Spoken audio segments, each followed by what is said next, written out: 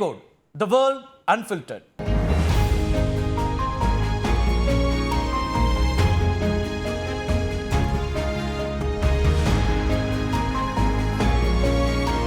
பல்வேறு காரணங்களுக்காக 6 முறை ஒத்திவைக்கப்பட்ட ஆக்சியம் 4 திட்டம் செயல்படுத்தப்படுவதாக நாசா அறிவித்திருக்கிறது.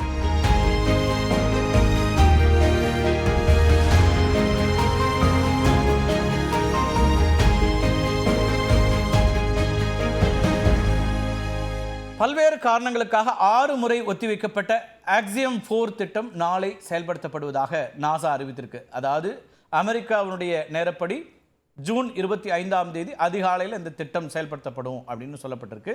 அமெரிக்காவுடைய நாசா அமைப்பு, ரஷ்யாவுடைய ராஸ்காஸ்மோஸ், ஐரோப்பிய நாடுகளுடைய இஎஸ்ஏ, ஜப்பானுடைய ஜாக்சா, கனடாவுடைய சிஎஸ்ஏ ஆகிய அமைப்புகள் சேர்ந்து தான் விண்வெளியில் ஒரு சர்வதேச விண்வெளி மையத்தை இயக்குகிறார்கள். இந்த சர்வதேச விண்வெளி மையத்துக்கு இதுவரை பல்வேறு நாடுகளைச் சேர்ந்த 270 விண்வெளி வீரர்கள் சென்றிருக்கிறார்கள். இந்தியாவின் சார்பில் முதல் முறையாக ஐஎஸ்எஸ் செல்ல இருக்கிறார் சுபான்ஷு சுக்லா. விண்வெளி ஆய்வுகளுக்காக 1998ஆம் ஆண்டிலிருந்து முதல் சர்வதேச விண்வெளி மையம் பயன்படுத்தப்பட்டு வருது. 2031ஆம் ஆண்டில் இதன் செயல்பாடுகளை நிறுத்துவதற்கு அமெரிக்கா, ரஷ்யா, ஸ்பெயின் உள்ளிட்ட நாடுகள் திட்டமிட்டிருக்காங்க. இதற்கு பதிலாக ஆக்சியம் மையம் விண்வெளியில் உருவாக்கப்படுகிறது. சர்வதேச விண்வெளி ஆய்வு மையத்தை விட மேம்பட்ட ஆராய்ச்சி மையமாக இந்த ஆக்சியம் இருக்கும் அப்படிங்கிறது தான் இப்போ அவங்க சொல்லக்கூடிய அம்சம்.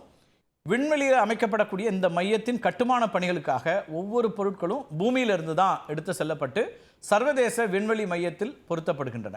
ஆக்சியம் விண்வெளி மையம் முழுமையாக கட்டப்பட்ட பிறகு இந்த உபகரணங்கள் ஒவ்வொன்றாக அதனோட இணைக்கப்படும். அதுக்கு பிறகு சர்வதேச மையத்தின் செயல்பாடுகள் முற்றிலுமாக நிறுத்தப்படும். அதாவது ஐஎஸ்எஸ்னுடைய செயல்பாடு நிறுத்தப்படும். இதற்காக உலகின் பல்வேறு நாடுகளிலிருந்து விண்வெளி ஆராய்ச்சியாளர்கள் மற்றும் வீரர்கள் ஆக்சியம் 3 திட்டத்தின் கீழே சர்வதேச விண்வெளி மையத்திற்கு அனுப்பி வைக்கப்பட்டனர். அதன் தொடர்ச்சியாக தான் இப்போ ஆக்சியம் 4 திட்டத்தின் கீழே இந்தியா, அமெரிக்கா, போலந்து, ஹங்கேரி நாடுகளிலிருந்து ஆராய்ச்சியாளர்கள் அனுப்பப்படுறாங்க. இந்த ஆக்சியம் 4 திட்டத்தினுடைய கமாண்டராக செல்வது யாருன்னு பார்த்தீங்கன்னா ஒரு பெண், பெகி விட்சன் அப்படின்ற அவருக்கு இது 5வது விண்வெளி பயணம். இதுக்கு முன்னாடி 2 முறை சர்வதேச விண்வெளி மையத்திற்கு சென்று வந்திருக்கிறாரு. 100 நாட்களுக்கு மேலாக அங்கு தங்கியிருந்து 10 முறை விண்ணடையும் மேற்கொண்டிருக்கிறார். இந்த பெகி விட்சன் 675 நாட்களை விண்வெளியில் கழித்திருக்கிறார் இதுவரைக்கும். 2007ஆம் ஆண்டு முதல் முறை சர்வதேச விண்வெளி மையத்திற்கு சென்ற பெகி விட்சன் அதன் முதல் பெண் கமாண்டர் அப்படிங்கிற ஒரு பெருமையும் பெற்றார். அது மட்டும் இல்லை, 2 முறை சர்வதேச விண்வெளி மையத்தின் ஒரே பெண் கமாண்டர் என்கிற பெருமையையும் பெற்றிருக்கிறார். மேலும் இராணுவத்தை சாராத ஒரு முதல் பெண் கமாண்டராகவும் இந்த பெகி விட்சன் தான் இருக்கார். 2023ஆம் ஆண்டில் ஆக்சியம் மிஷன் 2ல் விண்வெளிக்கு போனார் இந்த பெகி விட்சன். அப்போ அவரோட வயது என்ன தெரியுமா? 63. இதன் மூலம் பூமியை சுற்றிய வயதான பெண் அப்படிங்கிற பெருமையும் அவருக்கு தான் இருக்குது.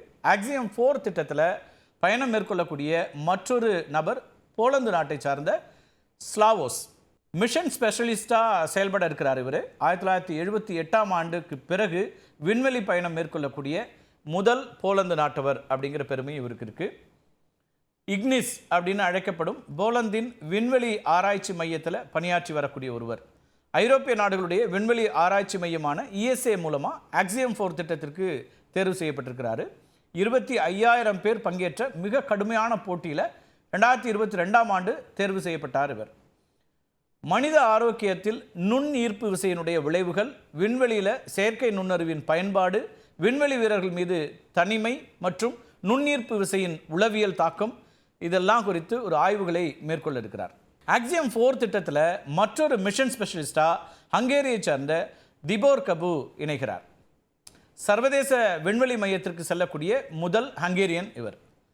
கபுவை பொறுத்த வரைக்கும் ஹங்கேரிய நிறுவனங்களால் தயாரிக்கப்பட்ட பல்வேறு அறிவியல் பரிசோதனைகளை மேற்கொள்ள இருக்கிறார்.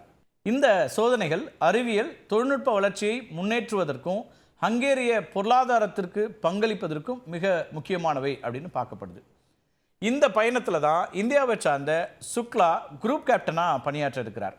விண்ணுக்கு போகிறதிலிருந்து மீண்டும் பூமிக்கு திரும்புகிற வரைக்கும் அனைத்து செயல்பாடுகளிலும் சுக்லா முக்கிய பணியை மேற்கொள்வார் அப்படிங்கிறது குறிப்பிடத்தக்கது. உத்தரப்பிரதேசத்தை லக்னோ நகரை சார்ந்தவர் தான் 39 வயதான சுபான்ஷு சுக்லா.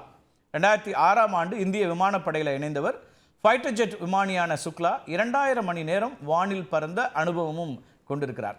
இந்திய விமானப்படையின் Sukhoi 30, MKI, MiG-21S, MiG-29S, Jaguar, அப்புறம் N-32 அப்படின்னு பல்வேறு போர் விமானங்களை இயக்கிய அனுபவமும் இவருக்கு இருக்கு. விமானப்படை அகாடமியில் ஸ்வார்ட் ஆஃப் ஹானர் அப்படிங்கிற ஒரு விருதையும் இவர் பெற்றிருக்கிறார். இந்த ஸ்வார்ட் ஆஃப் ஹானர் அப்படின்னா என்னன்னா, ஸ்வார்ட் ஆஃப் ஹானருங்கிற விருது இந்திய இராணுவ பயிற்சியின் போது சிறப்பாக விளங்கக்கூடிய மாணவர்களுக்கு வழங்கப்படக்கூடிய ஒரு மிக உயரிய ஒரு விருது.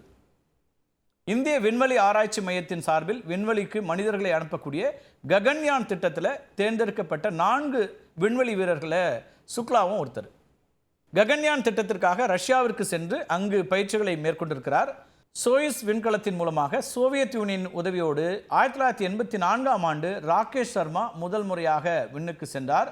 அப்போது விண்ணுக்கு சென்ற முதல் இந்தியர் அப்படிங்கிற பெருமையையும் ராகேஷ் பெற்றார். ராகேஷ் சர்மாவுடைய விண்வெளி பயணத்தை தொடர்ந்து கிட்டத்தட்ட 41 ஆண்டுகள் கழித்து சுக்லா இப்போ விண்ணுக்கு செல்கிறார். விண்ணுக்கு செல்லும் 2வது இந்தியராகவும் சர்வதேச விண்வெளி நிலையத்திற்கு செல்லக்கூடிய முதல் இந்தியராகவும் சுக்லா இருப்பார். 28 மணி நேரத்தில் சர்வதேச விண்வெளி நிலையத்தை அடைய இருக்கக்கூடிய 4 பேரும் அங்கே 31 நாடுகளுக்கு சொந்தமான 60 ஆராய்ச்சிகளை 2 வாரங்களில் மேற்கொள்வாங்க. அதாவது 14 நாட்கள்லேயே இந்த ஆராய்ச்சிகள் எல்லாம் மேற்கொள்ள இருக்கிறாங்க. நிலைத்தன்மையோட மனிதன் விண்ணில் வாழ்வது எப்படி அப்படிங்கிறது தொடர்பான அறிவியல் மற்றும் தொழில்நுட்ப ஆய்வுகளை மேற்கொள்கிறார்கள். நீர்க்கரடிகள் அப்படின்னு அழைக்கப்படக்கூடிய டார்டிகிரேட்கள் விண்வெளியின் வெற்றிடத்தில் உயிர் வாழ்வது ஏற்கனவே கண்டறியப்பட்டிருக்கு.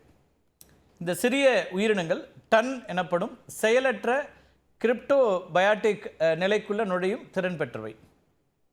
சுக்லா என்ன பண்ண போறார்னா, இந்த நீர்க்கரடிகள் குறித்து விரிவான ஆய்வுகளை நடத்த இருக்கிறார். விண்வெளியில் செயலற்று இருக்கக்கூடிய நீர்க்கரடிகள் எவ்வாறு முட்டையிட்டு இனப்பெருக்கம் செய்கின்றன அப்படிங்கிறது தான் இவருடைய ஆராய்ச்சியினுடைய மையப்பொருளாக இருக்குது. விண்வெளியில் இருக்கக்கூடிய நீர்க்கரடிகளுக்கும் பூமியில் இருக்கக்கூடிய நீர்க்கரடிகளுக்கும் இருக்கக்கூடிய மரபணு வித்தியாசம் குறித்தும் ஆராய்ச்சிகளை மேற்கொள்வார் அப்படின்னு சொல்லப்படுது.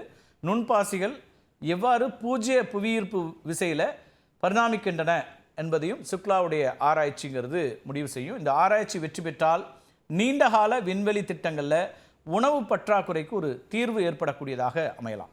இந்தியாவை பொறுத்த வரைக்கும் இந்த ஆக்சியம் 4 திட்டம்ங்கிறது ரொம்ப முக்கியமான ஒன்று. கேப்டன் சுபான்ஷு சுக்லாவுடைய அனுபவத்தை இஸ்ரோ அதன் ககன்யான் திட்டத்திற்கு பயன்படுத்த இருக்குது. ககன்யான் திட்டத்தில் சுபான்ஷு சுக்லா உள்ளிட்ட 3 பேர் 3 நாள் பயணமாக விண்வெளி செல்ல இருக்கிறாங்க.